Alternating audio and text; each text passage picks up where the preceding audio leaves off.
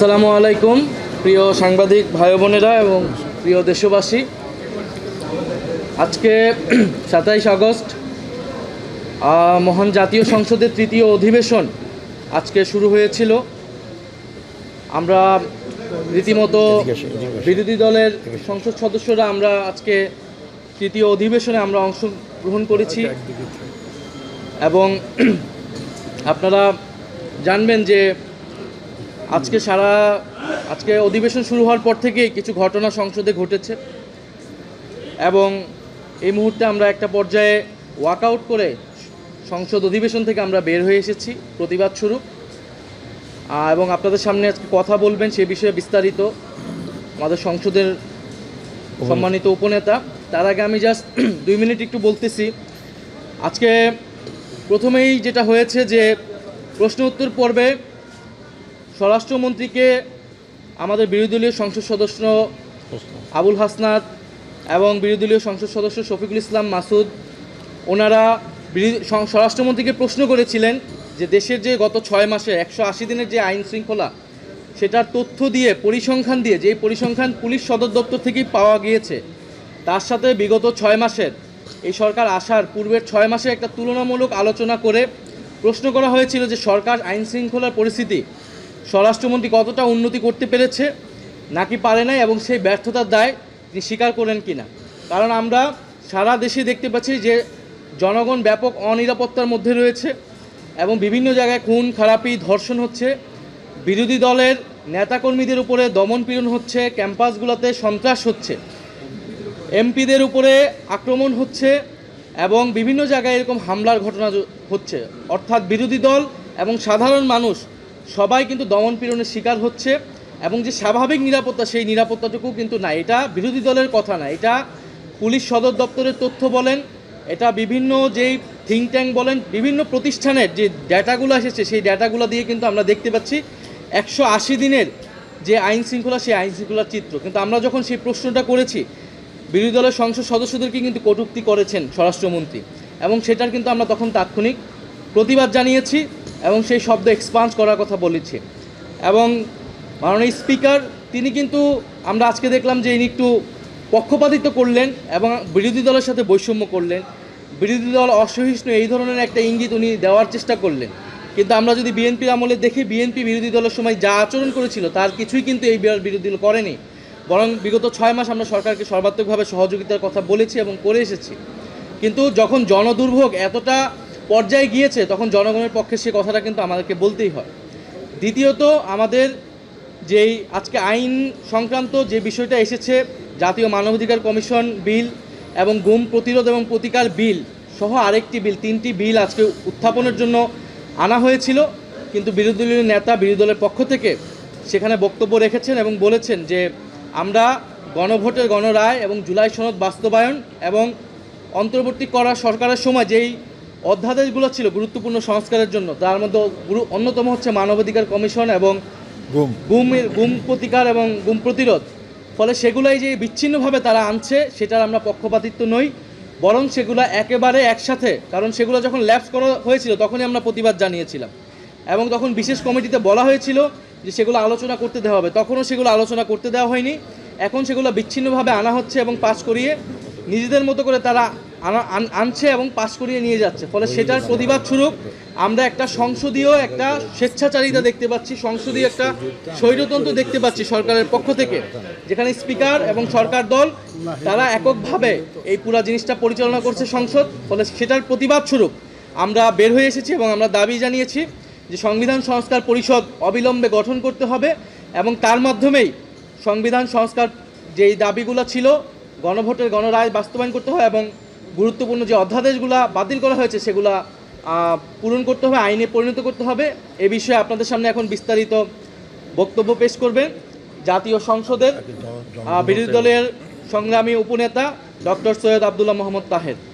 ধন্যবাদ। বিসমিল্লাহির রহমানির রহিম, নাহমাদুহু ওয়া নুসাল্লি আলা রাসূলিল কারীম। সম্মানিত সাংবাদিকবৃন্দ এবং আমার সাথে বিরোধী দলের মাননীয় সদস্যবৃন্দ, আসসালামু আলাইকুম ওয়া রাহমাতুল্লাহ। আমাদের মাননীয় হুইপ তার সূচনা বক্তব্যে চিফ হুইপ সূচনা বক্তব্যে মোটামুটিভাবেই এক ধরনের জিস্টটা এখানে বলে দিয়েছেন।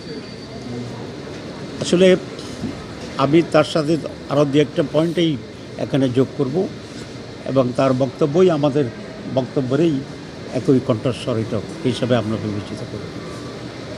আপনারা জানেন যে আজকে বাংলাদেশে যে ভীষণ জনদুর্ভোগ চলছে, এটা আমরা প্রত্যেকে সাক্ষী। এটা নতুন করে কোনো ব্রিফিংয়ের খুব প্রয়োজন হয় না। গ্যাস নেই, বিদ্যুৎ নেই,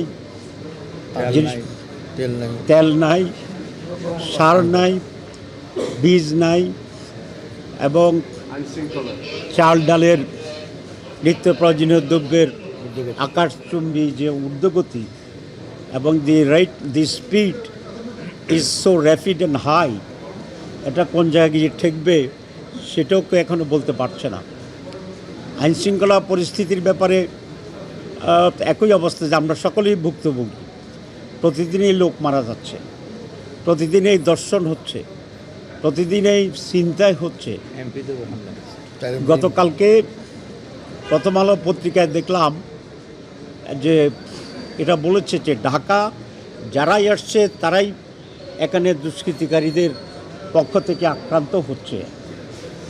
এরকম একটা পরিস্থিতিতে আমাদের বিরোধী দলীয় নেতার পক্ষ থেকে একটা জরুরি সংসদ অধিবেশন ডাকার জন্য অনুরোধ করা হয়েছিল এবং তখনকার প্রেসিডেন্টের কাছে উনি একটা চিঠি দিয়েছিলেন, যার কপি প্রধানমন্ত্রীর কাছে দেওয়া হয়েছিল এবং স্পিকারের কাছে দেওয়া হয়েছিল। আমরা চেয়েছিলাম দেশের সার্বিক এই পরিস্থিতি নিয়ে পার্লামেন্টে একটা বিশেষ আলোচনা হোক, বিস্তারিত আলোচনা হোক এবং এটা সমাধানের জন্যে সেখান থেকে নানা ধরনের পরামর্শ আসবে, এটাই স্বাভাবিক ছিল। এবং সবটা মিলিয়ে আমরা দেশের বর্তমান অবস্থা থেকে কীভাবে উত্তরণ ঘটানো যায় সেই ব্যাপারে একটি ঐক্যবদ্ধ সিদ্ধান্ত নিয়ে সেটাকে ইমপ্লিমেন্ট করলে কিছু না কিছুটা ডেভেলপমেন্ট হবে। এর আগে আমরা দেখেছি পেট্রোল নিয়ে যে যৌথ কমিটি হয়েছিল, যে ক্রাইসিসটা তৈরি হয়েছিল, এই কমিটি গঠনের পরেই ক্রাইসিসটা অনেকাংশে লাঘব হয়ে গিয়েছিল। মানুষের ভিতরে একটা কনফিডেন্স তৈরি হয়েছিল যে সরকারি দল বিরোধী দল সকলেই মিলে এটাকে অ্যাড্রেস করা হবে। কিন্তু আনফর্চুনেটলি সেই চিঠির অনুরোধে কোনো পার্লামেন্ট অধিবেশন সরকার তো ডাকেইনি। এমনকি এই পত্রের বাইরে দাবির ব্যাপারে সরকারের দৃষ্টিভঙ্গি কী, তারা কি চায়, এই ব্যাপারে কোনো ধরনের কোনো অভিহিত করা হয়নি। টোটালি এটাকে নেগলেক্ট করা হয়েছে, এটাকে অ্যাভয়েড করার জন্য চেষ্টা করেছে, যেটা আমরা এখন নিন্দা করতে চাই। হঠাৎ করে 27 তারিখে এই অধিবেশনটা ডাকা হয়েছে। আবার আমরা যেহেতু অধিবেশন ডেকেছে, আমরা তো এই অধিবেশনে যোগ দিয়েছি এবং এই অধিবেশনকে একটা কার্যকরী অধিবেশন হিসেবে রূপান্তরিত করার জন্যে আমরা চেষ্টা করছি। এবং যে কারণে আমরা পত্র দিয়েছিলাম, আমরা আশা করেছিলাম আজকেই সে সমস্ত বিষয়ে আলোচনা হবে, কারণ এটা হচ্ছে নিড অফ দি টাইম, এটা হচ্ছে না ইমার্জেন্সি সিচুয়েশন, এটা হচ্ছে দি ক্রাক্স অফ দি প্রবলেমকে সামনে নিয়ে এসে জনদুর্ভোগ দূর করার জন্যে সবচেয়ে উপযুক্ত সময়, অথবা দিস ইজ দ্য টাইম, যেটাকে ইংরেজিতে বলে ইন নো টাইম। এ সমস্ত প্রবলেম সলভ করার জন্যে we should concentrate our self, both the government and the opposition. কিন্তু আনফর্চুনেটলি আমরা সেই এজেন্ডাও আজকে পাইনি। একেবারেই একটি গতানুগতিক কর্মসূচি দিয়ে সরকার এই অধিবেশনকে শুরু করেছে। হাওয়ার আপনারা শুনেছেন আমাদের চিফ হুইপের পক্ষ থেকে যে প্রশ্নোত্তরের সময় মাননীয় স্বরাষ্ট্রমন্ত্রী তুচ্ছ তাচ্ছিল্যভাবে জবাব দেওয়ার চেষ্টা করেছেন এবং আমাদের এক মাননীয় কর্মী বলছেন উনি বরাবরই এটা করেন এবং উনি নানা কমেন্ট করে বিরোধী দলের সদস্যদের বক্তব্যকে উপেক্ষা করার জন্য চেষ্টা করেন। এবং আজকে উনি এটা এরকম কথাই বলেছেন যে এইসব এগুলো পল্টন না, এটা শাহবাগ না। এটা ওনার মনে রাখা উচিত ছিল আজকে যে উনি স্বরাষ্ট্রমন্ত্রী, এটা শাহবাগের প্রোডাক্ট। উনি শাহবাগে ওনাকে আজকের স্বরাষ্ট্রমন্ত্রী বানিয়েছে। 2 নম্বর হচ্ছে এক একজনের বক্তব্যের স্টাইল একরকম। আমরা কিন্তু ওনার বক্তৃতার ব্যাপারে বহু কমেন্ট করতে পারি, কিন্তু আমরা যেহেতু একটি কালচার্ড সিভিলাইজড একটা সংসদ তৈরি করার জন্য চেষ্টা করছি, সেজন্য আমরা সমালোচনা করি। কিন্তু আপনারা দেখবেন আমাদের বিরোধী দলীয় নেতা আমির জামাত থেকে শুরু করে আমাদের সিনিয়র নেতৃবৃন্দ যখন বক্তব্য রাখেন, আমরা প্রত্যেকটি শব্দ বাক্যের দিকে লক্ষ্য রাখি, যেটা সংসদকে কোনোভাবে যেন হীন বা কলুষিত করতে না পারে। And we equally expect the similar type of response from the government. কিন্তু গভর্নমেন্ট এমনভাবে আচরণ করছে, মনে হয় যেন তাদের ভিতরে এক ধরনের অহমিকা এবং একক নেতৃত্ব এবং কর্তৃত্বের এক ধরনের এবং দলীয়করণের চরম দলীয়করণের অবস্থা হচ্ছে। আপনারা জানেন অতীতে কোনো কর্পোরেশনে দলীয় লোককে নিয়োগ করা হয় না, কারণ এগুলো পরিচালনার জন্য টেকনিক্যাল লোকের প্রয়োজন হয়। একদম সব জায়গায় তারা নিজস্ব দলের লোকদেরকে বসিয়ে দিয়েছে। এটা আরেকটা চ্যাপ্টার, এটা বললেই আরেকটা সাংবাদিক সম্মেলন বা আরেকটা সময় দরকার, but you know all this things. 2 number, BNP বিরোধী দলের সাথে যে আচরণ করছে, এটা অতীতে আওয়ামী লীগও সেটা করেনি। যেমন ডেভেলপমেন্ট যে সমস্ত ফান্ড থাকে সরকারের, এগুলো বিএনপি তার লোকদেরকে দিচ্ছে। We are equally elected representative of the people.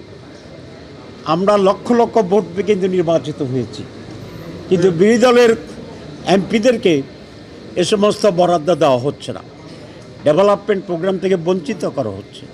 আমাদের পুরো আন্দোলন ছিল বৈষম্য বিরোধী আন্দোলন, আর এই বৈষম্যের চ্যাম্পিয়ন হয়ে যাচ্ছে বিএনপি।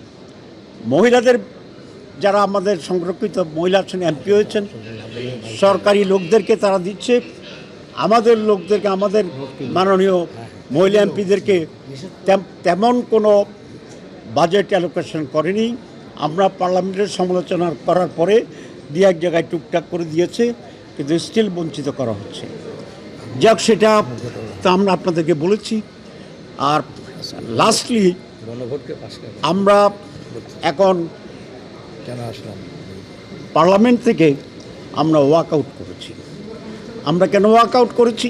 আজকে 2বার ওয়াক আউট করার মতো পরিস্থিতি তৈরি হয়েছিল। একবার হচ্ছে মাননীয় স্বরাষ্ট্রমন্ত্রীর যে বক্তব্যের জবাবে ভিতরে আমাদের মাননীয় এমপিগণ যথেষ্ট প্রটেস্ট করেছে, কিন্তু এটা এত গুরুতর ছিল, আমরা যদি ওয়াক আউট করতাম ইট উড বি জাস্টিফাইড, কিন্তু আমরা সেটা করিনি। আমরা চেষ্টা করেছিলাম সেখানে কন্টিনিউ করার জন্য, কিন্তু সর্বশেষে আমরা এটা এই জন্য করেছি যে কথাটা আসছে যে গণভোট, বিএনপি এবং আমরা সকলেই এটার পক্ষে ছিলাম। এবং আজকের মাননীয় প্রধানমন্ত্রী নির্বাচনী প্রচারণায় গণভোটে হাঁ দেওয়ার জন্যে ওনার লোকদেরকে বলেছিল। 2 নম্বর হচ্ছে, আপনারা জানেন গণভোটের ব্যাপারে 2টা দাবি ছিল। আমরা বলেছিলাম গণভোট আলাদা হইতে হবে, গণভোটকে ইমপ্লিমেন্ট করতে হবে, তারপরে সংসদ নির্বাচন আলাদা হইতে হবে। কিন্তু বিএনপি বলেছে যে গণভোট এবং নির্বাচন একই দিন হইতে হবে। হাওয়ার দুর্বল, মেরুদণ্ডহীন, ব্যর্থ ইন্টারিম গভর্নমেন্ট শেষ পর্যন্ত বিএনপির চাপে পড়ে তারা এই তাদের দাবিটা মেনে নিয়েছে, আমাদের দাবিকে উপেক্ষা করেছে। আমি পার্সোনালি চিফ অ্যাডভাইজারের কাছে বলেছিলাম যে আপনি একটা ফাঁদে পড়তেছেন, যদি এটা একসাথে করেন আলটিমেটলি গণভোটের সেখানে বাস্তবায়নের সম্ভাবনা কম। তাই হয়েছে, এখন উনি আফসোস করেন, কিন্তু এতে কোনো লাভ নেই। এই গণভোট এবং নির্বাচন একই রকম আইনের ভিত্তিতে, নির্দেশের ভিত্তিতে, আদেশের ভিত্তিতে অনুষ্ঠিত হয়েছে। বিএনপি এখন বলছে যে গণভোট সংবিধান কাভার করে না। যদি গণভোট সংবিধান না করে তাইলে ইলেকশনও কাভার করে না। বিএনপির আজকে 2/3 মেজরিটির যে সরকার, এটাও কাভার করে না। তাহলে গণভোট যদি অবৈধ হয় তাহলে ওনারা কিন্তু আর বৈধ থাকেন না। এইরকম একটা প্রকাশ্য গ্রস লেভেলের একটা বৈপরীত্য বিএনপি এই জাতির উপরে চাপিয়ে দিয়েছে। আপনারা জানেন যে অনেকগুলো অধ্যাদেশ আমাদের ইন্টারিম গভর্নমেন্টের সময় পাশ করা হয়েছিল, যেটা রীতি অনুসারে পরবর্তী পার্লামেন্ট এটাকে অ্যাকসেপ্ট করতে হয় এবং তখনই এটা আইনে পরিণত হয়। বিএনপি এখানে এনে অনেকগুলাকে তারা আবার ফেরত নিয়ে গেছে পার্লামেন্টে, সেভাবে তারা এটাকে পাশ করেনি।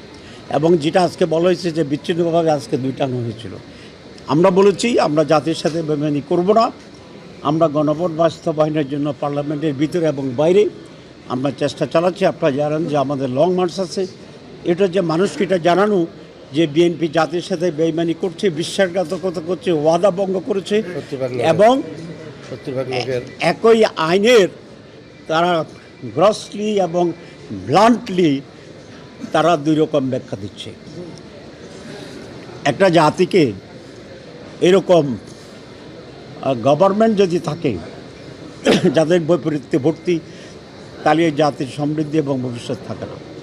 আপনারা জানেন যে আজকের মাননীয় প্রধানমন্ত্রী তার বক্তৃতায় বলেছিলেন দুর্নীতি ব্যাপারে জিরো টলারেন্স। এখন আমরা দেখছি জিরোটা আছে, কিন্তু তার বাঁয়ে আরও 100 যোগ হয়ে গেছে। তাহলে কত হয়? 1000 হয়। 100 তো আগেও ছিল। সেই হারেই দুর্নীতি চলছে। আপনারা একটু খবর নিলেই দেখবেন চাঁদাবাজি আগের চেয়ে বাড়ছে। আমাকে এক ব্যবসায়ী করছে যে আগে প্রতি টাকার জন্য 6 টাকা করে চাঁদা দিতাম, এখন এটা 12 টাকা দিতে হয়। এবং চাঁদাবাজদের বিরুদ্ধে স্ট্রং আর্গুমেন্ট আছে। তারা নাকি বলে যে স্যার সব কিছুতে দাম বেড়ে গেছে, তা আপনি চাঁদাবাজিটা বাড়াবেন না। এবং এটা কোনোভাবেই প্রধানমন্ত্রীর জ্ঞাতের বাইরে এটা হতে পারে না, কারণ এটা পত্রিকা আসতেছে, সমালোচনা হতেছে। তো যেখানে জিরো টলারেন্স, এখানে দুর্নীতি আরও লাফাই লাফাই বাড়তেছে। আমরা সেই কারণে আজকে বলেছি আমাদের মাননীয় বিরোধী দলীয় নেতা জামায়াতে ইসলামী আমির জননেতা শফিকুর রহমান বিল পেশ করার আগেই দাঁড়িয়ে বলেছেন যে আমরা যেহেতু বলেছি জনগণের পক্ষে আমরা আছি, জনগণের যে গণভোটের যে রায় দিয়েছে সেই রায়কেই পরিপূর্ণভাবে বাস্তবায়ন করতে হবে। সংস্কার পরিষদ যেটা গঠনের কথা বলছে সে দিয়েই কনস্টিটিউশন অ্যাসেম্বলির মতো করেই এই সংবিধানকে এখানে সংস্কার করতে হবে। এছাড়া আর অন্য কোনো পন্থাকে আমরা গ্রহণ করব না। যেহেতু সরকার আমাদের এবং জনগণের সে দাবি পূরণ করেনি, তারা বিচ্ছিন্ন বিক্ষিপ্তভাবে তাদের জন্য যেটা সুবিধা সেটাকে তাদের মতো করে পেশ করে, যেহেতু 2/3 মেজরিটি ওদের আছে, তারা সেটা পাশ করে নেওয়ার জন্য চেষ্টা করছে। আমরা সেটার দায়িত্ব নিতে চাই না। জনগণের সাথে যে বিট্রাল, এটার আমরা শরিক হতে চাই না। আমরা আগেও প্রটেস্ট করেছি জনগণের জন্য, আজকেও জনগণের স্বার্থে আমরা এই বিলে কোনো ধরনের ডিসকাশন, হিয়ারিং বা কোনো কিছুতে আমরা পার্টিসিপেট না করে আমরা আজকে বয়কট করে আসছি এবং আর বলেছি এই বিলকে আমরা শুনবো না, এই বিলকে আমরা আলোচনায় যাব না, এই বিলকে আমরা শতভাগ প্রত্যাখ্যান করছি। আজকে বিল উত্থাপিত হয়তোবা হয়েছে, আমরা তো চলে আসছি, আমরা আজকে আর সেখানে ফেরত যাব না। এরপরে বিল সংক্রান্ত যদি তারা আরও কোনো 2/3 জোরে করতে পারে, তখনও আমরা ভূমিকা গ্রহণ করব। এটা যাতে জনগণের সাথে বিট্রালের এই জায়গায় তারা যেন স্ফূর্তি এগোতে না পারে। আপনাদের সবাইকে ধন্যবাদ জানাচ্ছি। আসসালামু আলাইকুম ওয়া রাহমাতুল্লাহ।